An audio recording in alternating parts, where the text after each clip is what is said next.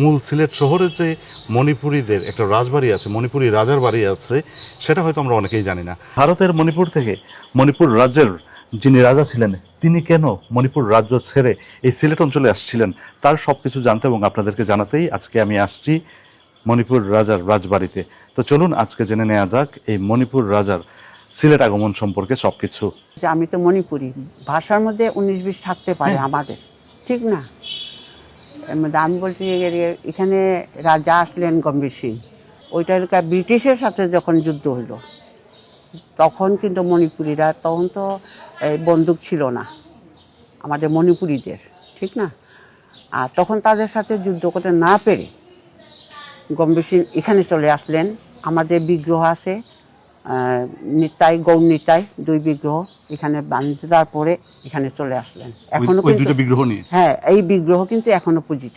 আমি তো যতটুকু জানতাম সেটা হচ্ছে মণিপুরি, হ্যাঁ আপনারা যারা মণিপুরের মানে সবাই খুব ভালো মানের যোদ্ধা ছিলেন। হ্যাঁ, যোদ্ধা তো ছিলেনই, তবে বন্দুক তাদের হাতে ছিল না। আচ্ছা আচ্ছা, এই অস্ত্র মানে তারোয়াল, এই লাঠি জাঠি এইসব দিয়া, যার কারণে আপনার ওই মানে বর্মীদের সাথে পারেননি। পারতেছি না। আর এমনি যুদ্ধ করতে না পেরে তখন কি তা করছিল, একটা গরুর সাহায্য নিছিল।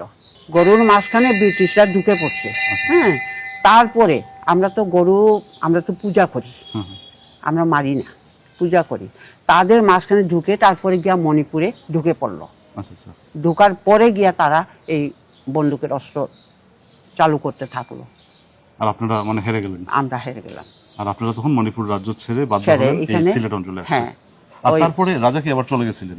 হ্যাঁ, প্রায় 6 বছর না 7 বছর এখানে ছিলেন।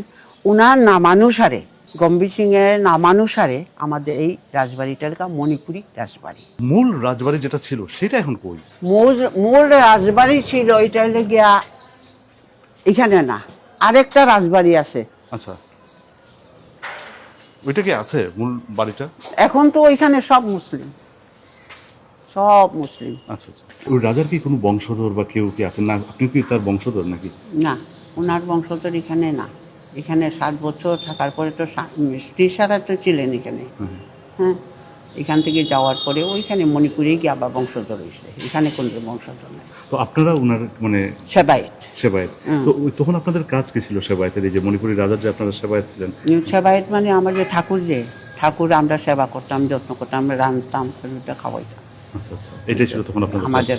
এবং এটা কি আপনারা বংশ পরম্পরা এটাই করতেন, মানে রাজার সেবায়েত হিসেবে ছিলেন? হ্যাঁ হ্যাঁ, এখনো আছি মণিপুরে আর কি। হ্যাঁ, যেই রাজা আছেন, রাজার তো বংশধররা আছেন, তাদের সাথে কি দেখা সাক্ষাৎ হয়? হয়। এখন তো রাজা বলে তো কোনো পরিচয় নাই, তবে এটা মানে সাধারণ মানুষের মতনই থাকে তারা। মানে রাজার তো কোনো বংশধর আস্তে আস্তে তো লুপ্ত হয়ে গেছে, কি বিভিন্ন জাতি বেজাতি এইসব বিয়া টিয়া করে তারপরে তাদের ছেলে মেয়ে হয়েছে। এখন তো রাজা বলতে কিছুই নেই।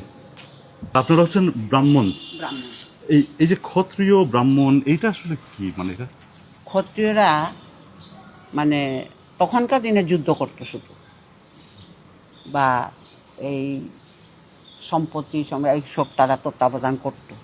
আর আমরা ব্রাহ্মণের এলাকা, আমরা ঠাকুর সেবা করা, এরপরে এই যে কীর্তন ফির্তন এইগুলা আমরা করা। আচ্ছা আচ্ছা, আমাদের কাজ হলো এটা। আচ্ছা আচ্ছা, ব্রাহ্মণদের। এই জন্য আপনারা রাজাদের সেবায়েত ছিলেন, আর ক্ষত্রিয়দের কাজ ছিল যুদ্ধ করা। এটা হলো মেইন। এটা কি এই ঘন্টা? হ্যাঁ, ঘন্টা। এটা হলো উনার রাজার এই মন্দিরে দান করা আর কি। এটা 1800 তারিখে। হ্যাঁ হ্যাঁ, আর পুরনো এইগুলা আছে। এই জিনিসটা কি? এইগুলা রাজার কি জানে স্বর মতো রাখছিল আর কি। আর ওইটা হলো গিয়ে প্রায় যে মোমবাতি জ্বালাতো না। হ্যাঁ, কুপি। হ্যাঁ হ্যাঁ হ্যাঁ, ওইগুলাই আছে, আর তো কিচ্ছু না। তার মানে এটা হচ্ছে যে মণিপুরি রাজার ব্যবহৃত কুপি। হ্যাঁ হ্যাঁ হ্যাঁ, এখানে লেখা আছে শ্রীহট্ট কুনঙ্গি শ্রী মহাপ্রভু। এই ঘন্টাটা কি এখন আর আপনারা ব্যবহার করেন না? না না, এটা তো ওইখানে বাইরে রাখলে তেমনি নিয়ে নিবে মানুষরা। এইটা নিয়ে তো অনেক একবার নিয়েছিলাম, এটা নিয়ে যাওয়ার জন্য অনেক লোক আসছিল সরকারিভাবে, এটা আমরা দিই না। এগুলো তো আমাদের স্মৃতি হিসাবে রাখ। ব্রিটিশরা যখন সিলেট শাসন করতো, ইস্ট ইন্ডিয়া কোম্পানি, ওই সময়ে আপনার মণিপুরে একটা বিপর্যয় ঘটে। তাদের যে রাজ্যটি, সেই রাজ্যটি হঠাৎ করে বর্মীদের হাতে আক্রান্ত হয়। বার্মা ছিল অনেক শক্তিশালী এবং অনেক বড় একটা রাজ্য। ব্রিটিশরা তখন আপনার এই যে বাংলা বিহার উড়িষ্যা নিয়ন্ত্রণ করত, বা বেঙ্গল প্রেসিডেন্সি যেটা, এইটা আকারে যেমন ছিল, সেই বর্মী সাম্রাজ্য বা বার্মা রাজ্য সেটাও আকারে অনেক বড় ছিল, প্রায় ব্রিটিশদের মানে কাছাকাছি বা সমকক্ষ হওয়ার মতো একটা শক্তি ছিল। বার্মা এবং এই যে ইস্ট ইন্ডিয়া কোম্পানি নিয়ন্ত্রিত যে বাংলা, বিহার, উড়িষ্যা এর মধ্যে যেসব স্বাধীন রাজ্য ছিল তার মধ্যে একটা ছিল মণিপুর, এবং এটা ছিল ঠিক বার্মার সীমান্তের পাশে। এই জন্য বর্মীরা এটাকে সবসময় তাদের একটা আধিপত্য বিস্তারের চেষ্টা তাদের করতো বা নিয়ন্ত্রণে রাখার চেষ্টা করতো। তো তারা নিয়ন্ত্রণে নিয়ে নিল 1813 সালে আপনার এই যে মণিপুর রাজ্য আপনার এই যে বর্মীদের যে আনুগত্য বা বর্মীদের যে মানে তাদের যে আধিপত্য সেটা স্বীকার করে নিল। তখন যে মণিপুরের রাজা ছিলেন মারজিৎ সিং, তো মারজিৎ সিং আপনার এই যে বর্মীদের যে আধিপত্য বা আনুগত্য তিনি সেটা স্বীকার করে নিলেন 1813 সালে। 1819 সালে একটা ঘটনা ঘটলো, ওই যে বর্মী যে রাজা তো তিনি মারা গেলেন এবং নতুন রাজা তখন ক্ষমতায় আসলেন। তো ওই সময়ে অনুগত রাজ্য হিসেবে মানে এটা মারজিৎ সিং এর উচিত ছিল যে সেখানে গিয়ে হাজির হওয়া ওই অনুষ্ঠানে, নতুন রাজার যে অভিষেক অনুষ্ঠান সেখানে তার হাজির হওয়ার কথা, কিন্তু তিনি হাজির হলেন না। এটার মানে হচ্ছে তিনি যে বর্মীদের যে আনুগত্য সেটাকে অস্বীকার করলেন। তিনি হয়তো ভেবেছিলেন যে আগের রাজা মারা গেছেন, নতুন রাজা আসছেন, তাহলে আমি আগের রাজার অনুগত ছিলাম, নতুন রাজার তো অনুগত হওয়ার দরকার নেই। তো মারজিৎ সিং ছিলেন কিছুটা স্বাধীন চেতা, এই কারণে তিনি তাদের যে আনুগত্য অস্বীকার করেছিলেন এবং এটার পরিণাম হয় অত্যন্ত ভয়াবহ। তখন বর্মীরা কি করলো, এই যে 1819 সালে তারা মণিপুরে আক্রমণ করলো এবং বর্মী সেনাপতি, বিখ্যাত সেনাপতি, তার নাম হচ্ছে মহাবান্দুলা। এই মহাবান্দুলা মণিপুর আক্রমণ করে এটাকে জ্বালিয়ে পুড়িয়ে ধ্বংস করে দেন, মানে তাদের বাড়ি ঘর, ফসল সবকিছু, মন্দির টন্দির সবকিছু ধ্বংস করে দিয়েছিলেন এই যে বর্মী সেনারা। এটা হচ্ছে আপনার এই যে 1819 সালের ঘটনা। তখন কি হলো যে আপনার এই যে মণিপুরের যারা জনগোষ্ঠী, মণিপুর রাজ্যে যারা বসবাস করতেন, আদিবাসী যারা বা মণিপুরি যারা, তারা সবাই তখন পালিয়ে কাছাড়ি রাজ্যে চলে গেলেন। তখন তাদের পাশে ছিল কাছাড়ি রাজ্য, মানে সিলেট এবং মণিপুরের মাঝখানে যে রাজ্যটা এটা হচ্ছে কাছাড়ি রাজ্য। এটাও একটা আলাদা একটা রাজ্য ছিল, পুরাতন একটা রাজ্য। তো কাছাড়ি রাজ্যে তারা আপনার 1819 সালে তারা সবাই পালিয়ে কাছাড়ি রাজ্যে আশ্রয় নিলেন 1819-20 এই সময়ে। এবং মণিপুরের যে রাজা ছিলেন মারজিৎ সিং, তিনিও কাছাড়ি রাজ্যে চলে গেলেন। ওখানে তার ভাইরা, আরও দুইজন ভাই ছিল তার, একজনের নাম হচ্ছে ছৌরজিৎ সিং, তিনি মারজিৎ সিং এর বড় ভাই, এবং আরেক ভাই হচ্ছেন গম্ভীর সিং, তারা দুইজনও কাছাড়ি রাজ্যে ছিলেন। তো মারজিৎ সিং যখন আপনার কাছাড়ি রাজ্যে তিনি যখন আশ্রয় নিলেন, তার সাথে অসংখ্য অগণিত মণিপুরীরা এসে কাছাড়ি রাজ্যে আশ্রয় নিল এবং একটা সময় দেখা গেল সেই রাজ্যটিও তাদের জন্য নিরাপদ না, কারণ এই যে বর্মীরা তখন আস্তে আস্তে সবগুলো রাজ্য দখল করা শুরু করলো। একই সেনাপতি যিনি মণিপুর আক্রমণ করেছিলেন, সেই মহাবান্দুলা, তিনি আহোমে আক্রমণ করলেন এবং আহোম তারা দখল করে নিল 1819 সালে। আহোম রাজ্যটিও তাদের অধীনে চলে গেল। তারপরে রইল কাছাড়ি রাজ্য, এখানেও তারা আস্তে আস্তে 1821-22 সালে মানে কাছাড়ি রাজ্যেও তারা প্রভাব বিস্তার করতে শুরু করে বর্মীরা।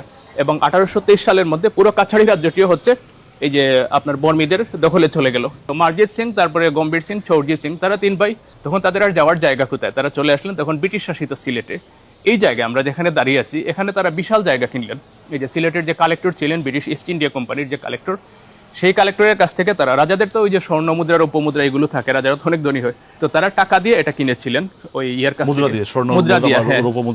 মুদ্রা দিয়ে কিনেছিলেন। কিনে এখানে তাদের সাথে যেসব মণিপুরীরা ছিল, অনেকে তখন তো সিলেটের বিভিন্ন দিকে আশ্রয় নিচ্ছে এবং তাদের সাথে অনেক মণিপুরী ছিলেন, তারা এই যে একটা বিশাল জায়গা কিনে তাদের পুনর্বাসনের ব্যবস্থা করলেন। তো এই হচ্ছে মোটামুটিভাবে যে সিলেট শহরে মণিপুরীদের যে আগমনের যে ইতিহাস।